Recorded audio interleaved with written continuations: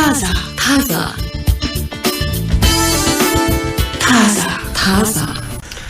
ቅድም ያልነው 40ዎቹ ዓመታት ያስተማሩኝ 40 ነገሮች በሚለው ዝርዝራቸው ውስጥ ጸሐፊው ዴኒስ ሬኒ ጥቂቶቹን እናነሳለን። ከአራት አስርት ዓመታት በፊት ባርባራ አን ፔተርሰን የተባለች ሴትን እንዳገቧት ታሪካቸው ላይ ያትቱና የመጀመሪያዎቹ 12 ወራት ወይም 1 ዓመት የሚጸጸቱባቸው እንደነበሩ ይናገራሉ። ከትዳራቸው የመጀመሪያው ዓመት የሴት ልጅ ክብር ያላወቅኩባቸው፣ ደስታዋን አሳጥቼ ደስታዬን ያጣሁባቸው ነበሩ።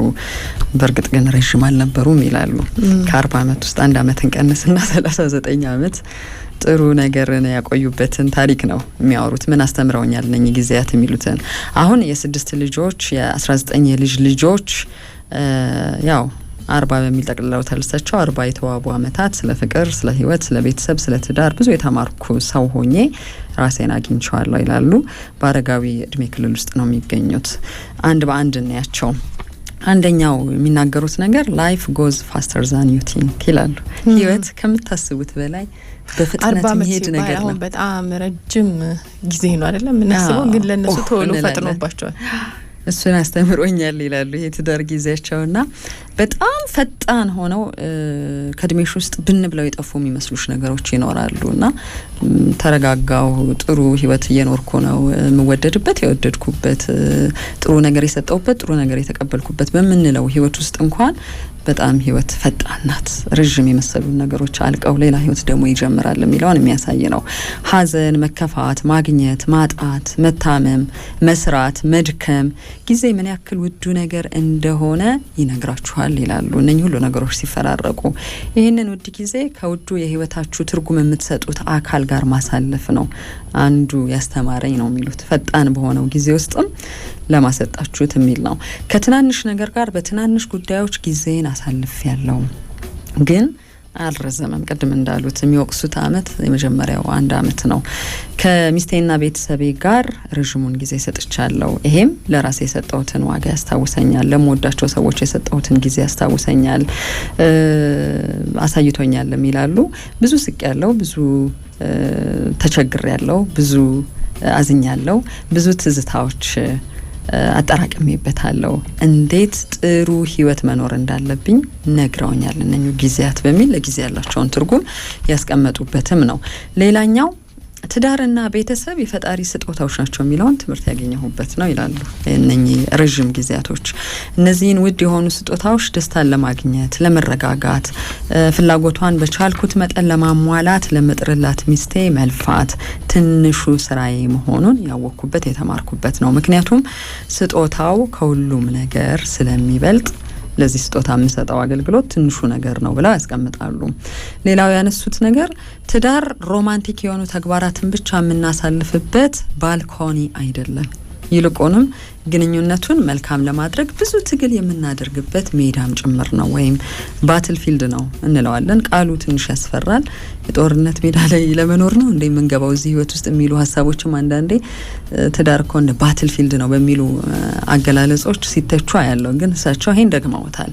የምን ትግል የሚደረግበት የምን ፍልሚያ የሚደረግበት ካላችሁም የፋይናንስ፣ የተግባቦት፣ የማህበራዊ ህይወት፣ የስሜት፣ የመንፈሳዊነት ብዙ ጉዳዮች እና መሰል ጉዳዮች ላይ ፍልሚያ የምታደርጉበት ነው። እንግዲህ ፍልሚያው አንዱን ገሎ አንዱን የሚያኖር እንዳይሆን ብቻ ነው መጠንቀቅ ያለብን ነው። ሌላው ያነሱት ነገር የትዳር አጋሬ ጠላቴ አይደለችም የሚለውን ያሳየኝ ህይወት ነው ያለፉት ጊዜያቶች። የትዳር አጋሬ የፈጣሪ ስጦታዬ ናት ብያችኋለሁ። እሱን ትምህርት ወስጃለሁ። ስለዚህ ሁልጊዜም ጠዋት ከእንቅልፌ ስነቃ እንደ ጠላት በክፉ ሀሳብ አልነሳም። ምክንያቱም አጠገቤ ያለችው ጠላቴ አይደለችም። አልጠላትም፣ አልጣላትም፣ አላበሽቃትም፣ አላናድዳትም፣ አልናደድባትም። ከነ ጉድለቷም ቢሆን አለመግባባቴ እንደ ጠላት እሷን ለማጥፋት ሊሆን አይችልም የሚለውን ያነሳሉ። በጋራ የሚጸልዩ ጥንዶች ለረዥም ለረጅም ዓመት በጥሩ መንፈስ መኖር ይችላሉ የሚለውንም ከኛ የረጅም ጊዜ ልምድ ትምህርት ወስጃለሁ ይላሉ። ነገሩ ቀላል ላይመስል ይችላል። እኔና ሚስቴ ባርባራ ለ1 ዓመት በከባድ አለመስማማት፣ አለመጣጣም፣ መኳረፍና ጸብ አሳልፈናል። አንድ መፍትሄ እንደሚያስፈልገን ግን ተነጋገርን። ምክንያቱም ጸብ ያሰለቻል። ስለዚህ በጋራ ደስ ብሎን የምናደርገው ነገር ምን ይሁን ተባባልን።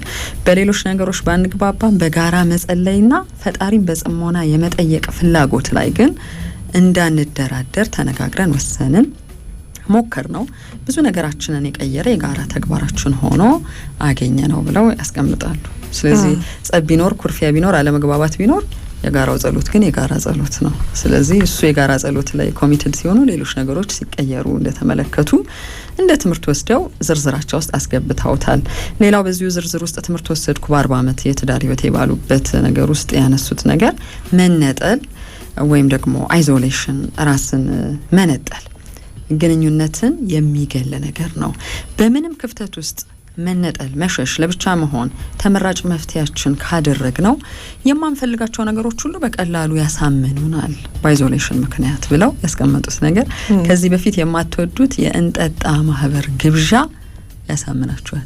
አይዞሌሽን ውስጥ ከሆናችሁ ለማንም ሳትናገሩ ጉዞ ማድረግ ያሳምናችኋል። አልጋ መለየት ያሳምናችኋል። ይሄ ለብቻ የምናደርጋቸው ነገሮች ያለምንም ምክር ወይም በጋራ እንደማንኖር መስለን የምንሆናቸው ነገሮች ሁሉ ኮንቪንስ ያደርጋችኋል ብለው አስቀምጠዋል። ሁሉም ግን መነጠልን እንድንወደውና መልሶ ኮኔክት ለማድረግ ዋጋ እንዳይኖረን ጥረትም እንዳናደርግ የሚያደርጉ ናቸው። ስለዚህ አይዞሌሽንን ምርጫችሁ አታድርጉት፣ ለችግራችሁ መፍትሄ እንዳታደርጉት ብለው አስቀምጠዋል። 2 ሙሉ ያልነበሩ ሰዎች እርስ በርስ ሙሉ ለመሆን የሚጥሩበት መንገድ ነው የሚለውንም ያስቀምጣሉ። ስለ ቤተሰብ ግድ ያልነበረኝ ጊዜን ባልባሌ ነገር አሳልፍ የነበርኩ ሰው ነበርኩ። ለራሴ ስሜትና ጤንነት ብቻ አስብ ነበር። ግን እኔ የምፈልጋቸውን ነገሮች እሷም ትፈልጋለች የሚለውን በሂደት እያወቅኩ መጣው የሚለውንም አስቀምጠው ሁለታችንም ጋር ያለውን ክፍተት ለመስራት ጥረት ስናደርግ የኖርንበት ትዳር ነው። ይሄ እንግዲህ ጉዞ ጥረት ማድረግ እንደማይቀጥል ያሳዩበትንም ትምህርት የወሰዱበትን ነገር ያብራሩበት ነው። ሌላኛው ያነሱት ነገር ያስጨነቀንን ነገር የበለጠ ለትዳር አጋር መናገር ወይም መተንፈስ የበለጠ መፍትሄ ያለው እፎይታም አለው የሚለውን ትምህርት ወስጃለሁ። ሁሌም ይሄን ሳደርግ የመፈወስ ስሜት፣ የጤናማ ህይወት እንደ አዲስ የመጀመር ዑደት ውስጥ እንዳለው ይሰማኛል። ብዙ መፍትሄም ያገኘሁት ከሷ ነው ብለው አስቀምጠዋል። ሌላው ታሪካቸውን ሲያስቀምጡ ያነሱት ነጥብ በትዳር ህይወታችን ከምንረሳቸው ነገሮች ይልቅ የምናስታውሳቸው መልካም ነገሮች የበለጠ ዋጋ አላቸው የሚለው ነው። የምናስታውሳቸው መጥፎ ነገሮች ብዙ ሊሆኑ ይችላሉ፣ የምንረሳቸው ጥሩ ነገሮች ግን አይኖሩ የሚለውንም ትምህርት ወስደዋል። ትዕግስት፣ እንክብካቤን፣ ፍቅር፣ እምነት ባስታወስን ቁጥር ህይወት ሙሉ ይሆናል፣ እንደ አዲስ ይጀምራል የሚለውንም አስቀምጠዋል። ስለዚህ ለማስታወስ የሞከርነው የትኞቹን ነገሮች ነው የሚለውንም እንድንጠይቅ ያደርጋል። ጥሩ ያልሆኑ ጊዜያት ይገጥማሉ፣ ግን በድግግሞሽ ሲሆኑ ልክ አይደሉም የሚለውንም ነገር ወስጃለሁ። ስለዚህ ትክክል ያልሆነው ነገር እንዲያጋጥም እንፈቅዳለን፣ ባንፈቅድም ስለሚመጣ በድግግሞሽ ለረጅም ጊዜ ሆነ ወይ የሚለው ነው ልዩነቱ የሚለውንም አስቀምጠዋል። 12ኛው ወር ድረስ እንደተጋባን 1 ዓመት ድረስ እነዚህ ጥሩ ያልሆኑ ጊዜያቶች ነበሩ። 39ኛው የትዳር ሲዝን ላይ ግን ከቀጠለ ችግር ነበረው ብለው ያው እሳቸው 40 ዓመቱን በተረኩበት ነገር 39 ዓመቱ በጥሩ መንገድ የኖሩት እንደሆነ ሲያብራሩ ነው። የኔ ሴትን ክብር መንሳት፣ ለምሳሌ ቅድም ያነሱት ሀሳብ የፈጣሪ ስጦታዬን እያስከፉ መኖር እስከ 39ኛው የትዳር ሲዝን መቀጠል አልነበረበትም ብለው እንደ ምዕራፍ አስቀምጠውታል። የመጀመሪያው ጊዜያት ላይ ግን ያጋጥም ይችላል በብዙ ምክንያት ብለዋል። ወላጅነት ለልጆቻችን ብቻ ሳይሆን ለራሳችን ጤንነትና ብርታት እንደዚሁም ለግንኙነቱ ሰላማዊነት የተሰጠ ሌላ ስጦታ መሆኑ ትምህርት ወስጃለሁ ብለዋል። አባትነት፣ እናትነት፣ ልጆችን ማግኘት፣ መንከባከብ የኛ የምንለውጣውን ነገር ጭምር እንድናስብ የሚያደርግ ህይወታችን የምንፈትሽበት መንገድ ኃላፊነት ነው። እንደ ጫናና ሸክም ብቻ አይደለም። የኛ የምንለውን ነገር ደግሞ ለምንወዳቸው ለኛ አብራክ ክፋዮች መስጠት ጭምርም ነው። ስለነሱ መኖርም ጭምር ነው የሚለው በበጎ ተርጉመው ይሄን ትምህርት እንደወሰዱ ይናገራሉ። የሚገርም ልዩነት ኖሮን መኖር ሌላው ትምህርት ነው። በልዩነት ውስጥ የሚገርሙ ትምህርቶችን አግኝቻለሁ ይላሉ። እኔ ስፈራ እሷ ጀግና ነበረች። ጀግና ተሆንባቸው የነበሩ ነገሮች ይገርሙኛል፣ አስታውሳቸዋለሁ። እሷ ስትደበር እኔ ማዝናናት መቻሌ ያስገርመኛል። ያው የሙድ የተፈጥሮ የባህሪ ልዩነቶቻቸውን እንዴት ውብ አድርገው እንደኖሯቸው ያስቀምጣሉ። ቤታችንን ከወጀብ የምንጠለልበት ቤት ማድረግ ሌላው የወሰድኩት ትምህርት ነው ይላሉ። የባለትዳር ስራ አንዱ ቤትን ከመጣብን ወጀብ መደበቂያ ወይም ደግሞ መጠለያ ማድረግ ነው። የልቤ ሰው ያለችበት ከዚህ ወጀብ መጠለል የምችልበት ቤት አድርጌ ግን ሰርቻለሁ የሚለውንም ትምህርት የወሰድኩበት ነው። ድብት፣ ግራ መጋባት፣ ፍርሃት፣ ጭንቀት፣ ሐዘን፣ ተለዋዋጭ ብዙ ስሜት ሲኖር ቤትህ ምን አይነት ነው የሚለውን እንድትጠይቅ የሚያደርግህ ቤት መስራት አለብህ ነው። ባልሰራነው ቤት ለመጠለል ስንሞክር የቤት ወጀቡ እንግዲህ ወደ ውጭ የተሻለ ወጀብ ሊገፋ ይችላል። እዛ መደበቅ እንድንችል ምክንያት ሊሆን ይችላል የሚል ያስቀምጣል። እንግዲህ የባለትዳሮቹ ቤት ባልና ሚስት ሆነን ስንኖር ከምንም እንጠለልበት አድርገን የሰራ ነው። ይሄንን ሳስበነው እናውቃለን የሚለውን እንድናስብ ምክንያት ይሆናል። ቤታችንን ለትዳር የምቾትና የደህንነት ሴፍ ፕሌስ ለማድረግ በቤታችን ውስጥ የሰራናቸው ነገሮች አሉ ወይ የሚለውንም አብረው ያስቀመጡት ለዛ ነው። ይሄ ከማንኛውም ስቶርም መጠለል የምንችልበት ቤት እንደሆነ እንድናስብ እንደምንማርበትም የሚያደርገው ነገር ሴፍ ፕሌስ አድርገን ወይም የምቾትና የደህንነት ቀጠናችን ነው ብለን እንድንል ያደረገን ምን ነገር ሰርተንበታል የሚለው እሳቸው የመለሱት ነገር መገኘት፣ የጎደለውን ማወቅ፣ ፍቅርን መጋራት፣ አብሮ መመገብ፣ አብሮ መዝናናት፣ አብሮ መጸለይ፣ አንዳችን ስንታመም ሌላችን እንክብካቤ በማድረግ ማስታመም፣ ፍቅርን መስጠት፣ እርዳታን አለመንፈግ የሚለው ነገር ወጀቡ ሲመጣ ከውጪ ወደ ቤት ገብተን ወጀቡን የምናመልጥበት መጠለያ እንዲሆን ማድረጊያ መንገዶች ናቸው በሚል አስቀምጠውታል። ማጣት የህይወት አንዱ መገለጫ መሆኑን በዚህ የ40 ዓመት ትዳር ውስጥ አይቻለሁ ይላሉ። እድሜ እየገፋ ሲመጣ ወላጆቻችን በሞት ሲለዩ አየን፣ ጓደኞቻችን በሞት ሲለዩ፣ ሲታመሙ፣ ስራችንን ስናጣ አየን ይላሉ። ልጆቻችን ከቤት ሲወጡ የራሳቸውን ህይወት ሲጀምሩ እንግዲህ 19 የልጅ ልጆች አሉ፣ 6 ልጆች አሏቸው ብለናል። ልዩ በሆነ ስሜት ከሚስቴ ጋር የተጋፈጥናቸው እውነታዎች ነበሩ። በትካዜ በለቅሶ ለመዝናናት በመሞከር ከዚህ አስጨናቂ ስሜት ለመውጣት በመሞከር ውስጥ ያለፈ ነበር። ስለዚህ ተለዋዋጭ የሆኑ ስሜቶች ልናይ ግድ ነው በህይወት ውስጥ የሚለውን ትምህርት ወስደዋል። እነዚህ ነገሮች ለምን አጋጠሙ ሳይሆን እንዴት ልናልፋቸው ሞከረን የሚለው ዋናው ቁም ነገር መሆኑንም ተምሬያለሁ ይላሉ። ሌላው ያነሱት ሀሳብ መግባባት ወይም ኮሚኒኬሽን የግንኙነት ቁልፍ መሆኑን ነው። ለምሳሌ ለማውራት ስንፈልግ ስልካችንን ከፊታችን ዞር ማድረግ፣ ቴሌቪዥን ማጥፋት፣ አንድ የሆነ የተሻለ ድባብ ያለበት ቦታን መፍጠርና መፈለግ እንዳለብን ተረዳን። ይህ ፍጹም ትኩረት፣ መረጋጋት፣ መግባባት ለመፈለጋችን ቅድመ እውቅና የምንሰጣጥበት ነገር ነበረ። ይሄ አስፈላጊ ተግባቦትን መፍጠር እንድንችል ኢንቨስት መደረግ የነበረበት ነገር እንደሆነ የተማርኩበት ነው ይላሉ። የሚስቴን ችሎታዎች፣ ልምዶችና ጥልቅ ፍቅሯን ወይም ፋሽኗን ማሳደግ የኔ ኃላፊነት እንደሆነ መረዳት ጀመርኩ።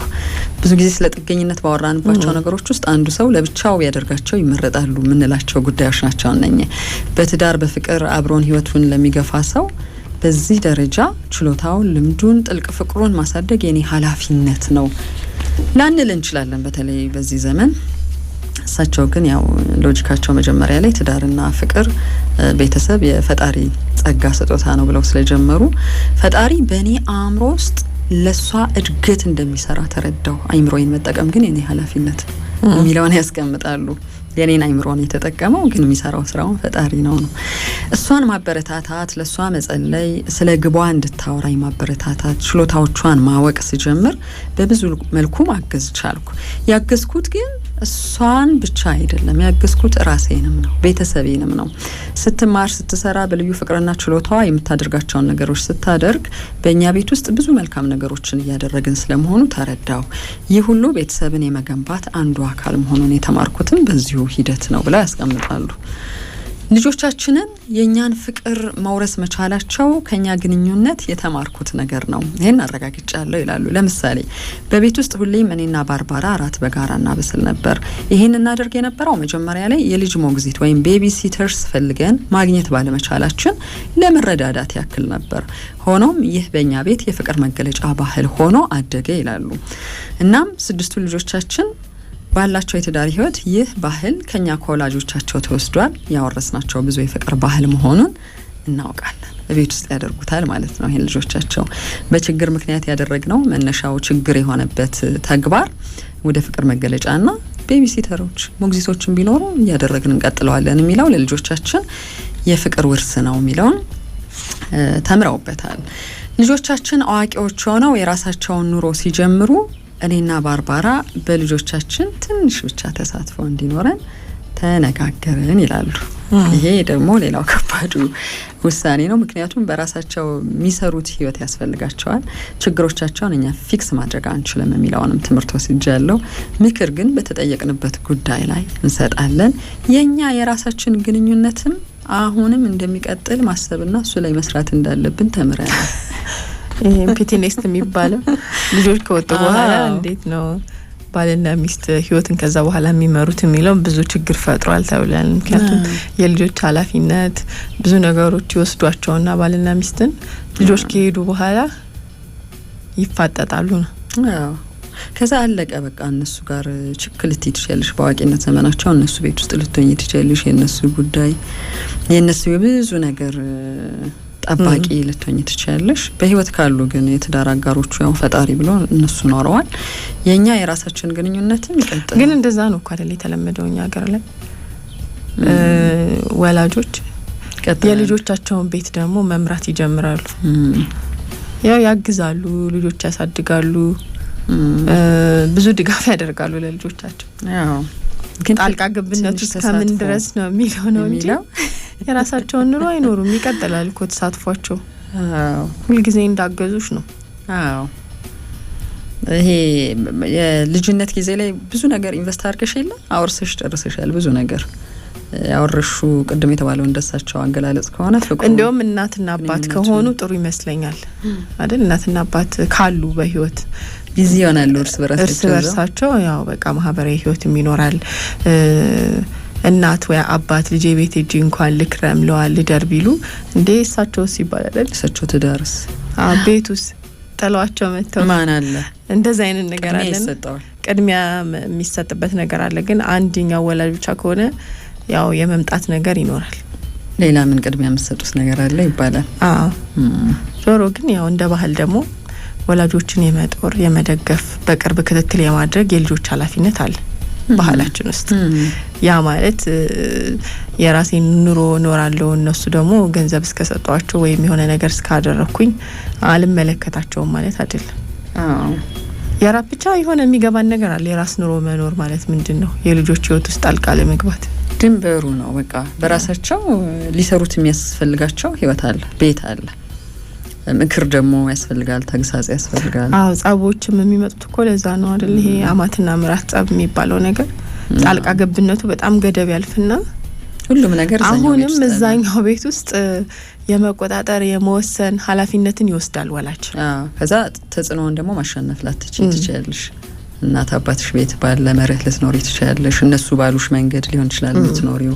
ክፉ አስበው ላይሆን ይችላል፣ ግን በቅድሚያ የትዳር አጋርሽን ያማከርሽባቸው ነገሮች አሉ ወይ? ቅድም አሁን እሳቸው ያሉት ማዳመጥ፣ ይሄ ከባቢን መፍጠር፣ ስንነጋገር ቴሌቪዥንና ስልክ እንኳን አጠገባችን እንዳይኖር ማድረግ እስከምን ድረስ እንደወሰዳቸው ነግረውናል እኮ።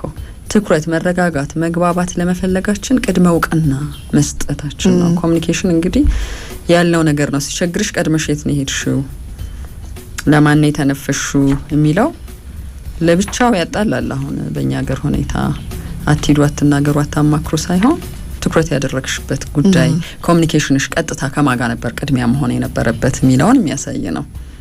40 አመት ደግሞ ቀላል ጉዞ አይደለም። ብዙ ነገር እንደተናገሩ ታሳልፏል። በዛ ነገር ውስጥ ያው ሰዎች ከሆነ አመት በኋላ ነው መስማማት የጀመርነው የሚሉ ማለት ነው። የትዳር ታሪኮችን ስንሰማ እሳቸው እንደውም አንድ አመቱ ላይ አልቋል ሁሉም ነገር። ከዛ በኋላ ግን ያው ብዙ ሂደቶች ነበሩት። ከዛ ውጪ አንዳንድ ሰዎች አሁን እሳቸው የጠቀሱት ላይ ሜሬጅ ባትል ፊልድ በሚለው ላይ የጦር ሜዳ ነው ግራ ይጋባሉ። የማይስማሙ ሰዎች አሉ። እንዴት ነው የጦር ሜዳ ሊሆን የሚችለው? ሁልጊዜ እየተፋለምን የምንኖርበት ህይወት ነው ወይ በሚል የሚተረጉሙት አሉ። ግን እንደዛ ሳይሆን ብለው ይገልጻሉ። ግጭቶችና አለመግባባቶች የትዳር አንድ ገጽታ ናቸው። በገንዘብ ጉዳይ ላይ ሊጨቃጨቁ ሊከራከሩ ይችላሉ፣ ላይስማሙ ይችላሉ፣ ግጭት ይፈጠራል።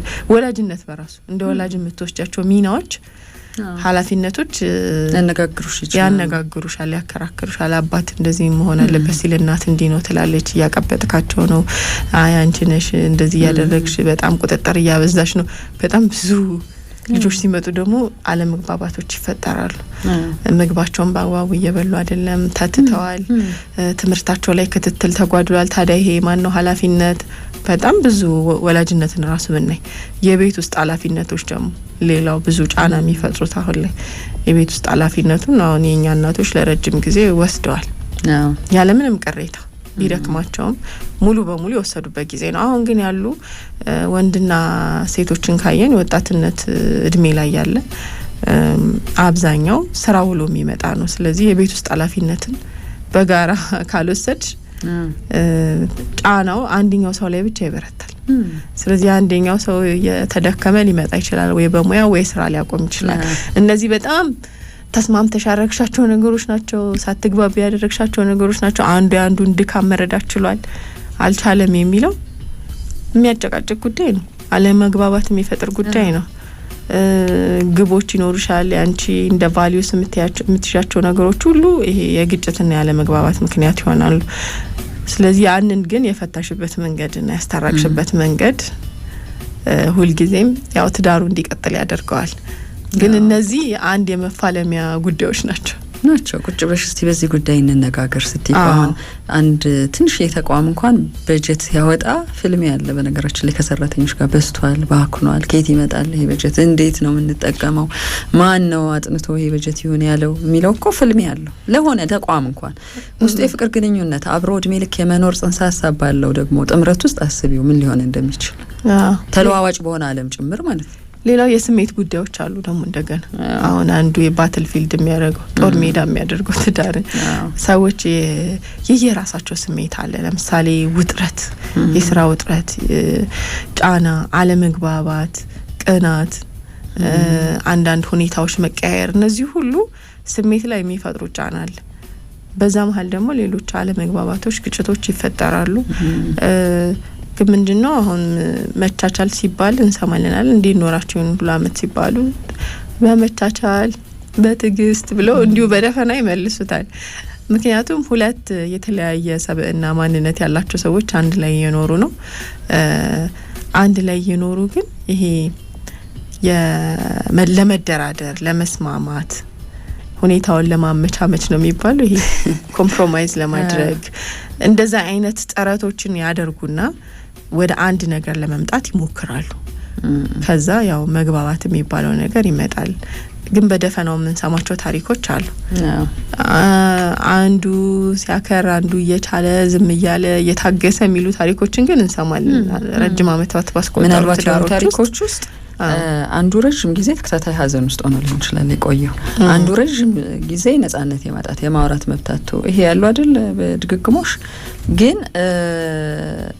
እንዴት ለመኖር ወሰኑ የሚለው ላይ የራሳቸው ውሳኔ ያላቸው ማለት ነው። እንዴት ለመኖር ወሰኑ እነኚህን ሁሉ ነገሮች እኛ እንወስንላቸው ማለት ነው። እንዲህ ተሆኖ ይኖራል እንዴ እንደዚህ ችለሹ ብላት እናቴ እሷ የኖረችበት የራሷ ጥበብ አለ፣ ምክንያት አላት፣ በውጤቱም ያየችው ነገር አለ። አለመግባባት አለ። ግን ያለመግባባቱ አንዱን ለማሸነፍ ነው ወይ ነው? እንደዛ ከሆነ ያው ይቀጥላል ጦርነቱ። ልክ የተባለው እንደ ጠላት የምትተያይበትም ህይወት ሊሆን ይችላል አብረሽ ከምትኖሪ ሰው ጋራ። ስለዚህ ይሄ ፍልሚያ የሚያበቃ አይደለም። ግን ደግሞ አለመግባባቶች፣ ግጭቶች አሉ። ያን ግጭትና አለመግባባት እንዴት ነው ለተመሳሳይ ግብ ወደ አንድ ነገር መጥተው ለማስታረቅ የሞከሩት የሚለው ላይ የሰሩ ሰዎች በጎን ነገር በዚህ አሁን እሳቸው እንደገለጹት ታሪክ ለመረዳት ችለው እንግዲህ ትዳራቸውን በጥሩ ሁኔታ ያስታውሱታል። አንዳንዶች ደግሞ ያው ጦርነቱን አልቻሉትም። መጨረሻ ላይ በቃ እንደ ጠላት ከምንቆጣጠር በአንድ ቤት ውስጥ ባላንጣ ከምንሆን ባለትዳር ሳይሆን ባላንጣ ሆኖ ከመኖር መለየት ይሻላል ብለው ወደዛ ህይወት የሚመጡ ሰዎች አሉ። ጊዜ በጣም ፈጣን ነው የሚለው ግን የሚሰመርበት ነገር ነው። ከፈጠነ አይቀር ግን ጥሩ ታሪኮች ግን በጥሩ መንገድ ስለተረዱት መሰለኝ የፈጠነባቸው አይደል? አንጻራዊ ነው እኮ ሁሉ ነገር። ሱማ አንድ አመት 40 አመት የሚሆንበት ሰው አለ። የፍቅር ጊዜ 40 አመት በጣም የሚፈጥንበት ሰው አለ። አሁን እኮ ቅድም ያሉት ሚስትሽን ወይም የተዳረገርሽን ሰፖርት በማድረግ ውስጥ ራሱ መኖር አይምሮሽን ቃኝተሽ በጎ ነገር እያደረግሽ መሆኑን ማሰብ ራሱ ፈጣን ነው። የደስታ ጊዜያቶች ይፈጥናሉ አይደል?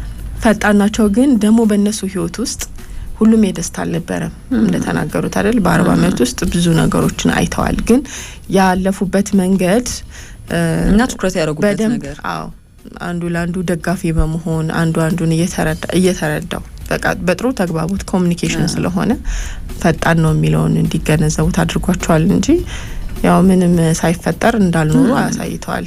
በየግል ህይወታቸው ራሱ ያጋጠሙ ነገሮች ይኖራሉ። በዛ ነገር ውስጥ እንግዲህ 40 አመት በጣም ፈጣን ነው የሚለውን ተረድተናል ብለዋል። በልጆች እድሜ ውስጥ ራሱ አንዳንድ የሚታዩ ነገሮች እኮ አሉ አይደል? ወላጆች እዛው አሉ ግን ልጆች ሄደዋል። ያንን ስታይ ጊዜው እንደዚህ ለካ ፈጣን ነበር። አሁን ልጆች ገና ሲወለዱ አራስ ሆነው በእግራቸው መቆም የማይችሉ ይመስላል ወላጅ። ከዛ ትምህርት ቤት ይገቡ ይሆን? መንታ ልጆች የወለደች እናት ናት ስትነግረኝና ለእናቴ ነው የምትለው እንግዲህ ለሷ ለእናቴ አሁን እነዚህ ልጆች እንደው ትምህርት ቤት ይገቡ ይሆን አሁን ያድጉ ይሆን ብዬ በጣም ተጨነቅኳለች። መንታ ልጆች ስለነበሩ አዎ ያድጋሉ። ትምህርት ቤት ትሸኛቸዋለሽ። ከዛ በኋላ ደግሞ የለም ይሄ ኮሌጅ ይገባሉ። እንደዛ ያለችኝ እናቴ እንደ ትላንት ይሰማኛል። ይሄው ኮሌጅ ገቡ ልጆቼ ብላ ሁሌ የልጆቿ ኮሌጅ መግባት ያሳለፈችው በቃ ጊዜ ውጣ ወረድ መንታ ልጆች መሆናቸው በቃ የከፈለችው ዋጋ ሌሎች ልጆች ነበሩ በእነሱ ላይ ተጨመሩ ናቸውና ይሄ ጊዜ ያልፋል ብዬ አሰብኩትና አሁን እዚህ ደርሰው ሳያቸው በቃ ልጆች ያድጋሉ። ቁጭ ስትይ ግን ብዙ ነገር አሳልፈሻል ስታስቢው፣ በጽሞና ስታስቢው ህይወትሽን ግን ደግሞ ከመነሻው ጀምሮ ያለውን ነገር ስታስቢ ፈጣን ነው ጊዜ። እውነት የሚሆነው ውጤት እኮ ያሳይሻል። አንድ ኢንተርቪው ላይ ያየኋት ሴትዮ ናትና ከወለደቻቸው 4 ልጆች በአንዱ ህይወት ታሪኳን ትቃኛለች። ደግሞ እንደዚህ አይነትም ነገር አለ። ሪሌሽንሺፕዋን ከመጀመሪያ የትዳር አጋሯ ጋር የነበራትን መጥፎ ታሪኮች ሁሉ ቅድም እሳቸው ያሉት ነገር አለ አይደል? ጥሩ ታሪኮች ይኖራሉ። እሱ ዶሚናንት ሊሆን ይችላል ወይም ሁልጊዜ ሊቆጣጠረን ይችላል። ጥሩዎቹ ታሪኮች ይኖራሉ፣ ልትረሻቸው ትችያለሽ፣ ሊያስረሳሽ ይችላል በጎውን ነገርና ልክ ልጁ ሲመጣ የወሰደችው የመጀመሪያ ቴራፒ እንግዲህ ልጁ ሲመጣ የሚሰማት የህይወት ክለሳ በመጥፎ እንዳይሆን መጥፎ ታሪኮች ናቸው። ከመጸነሷ ጀምሮ ወልዳ እስክታሳድገውና ራሱን እስኪችል ድረስ የተቆጣጠራትና ተጽዕኖ አሳደረባት ማለት ነው። ሁለተኛው ትዳር ላይ ሌሎቹ 3 ልጆች ላይ ልክ እንደዚህ ሊሆንብን ይችላል። ጊዜ ስንተረጉም እንደየ ህይወት ልምዳችን ነው የሚሆነው። ምን አጋጥሞን ነበረ? ምን ሲሆን እዛ ግንኙነት ውስጥ ምን ነገሮች ናቸው በየቀኑ የተጋፈጥኳቸው? እሺ ታዛ ነው እየሰማችሁ ያላችሁት። ታዛ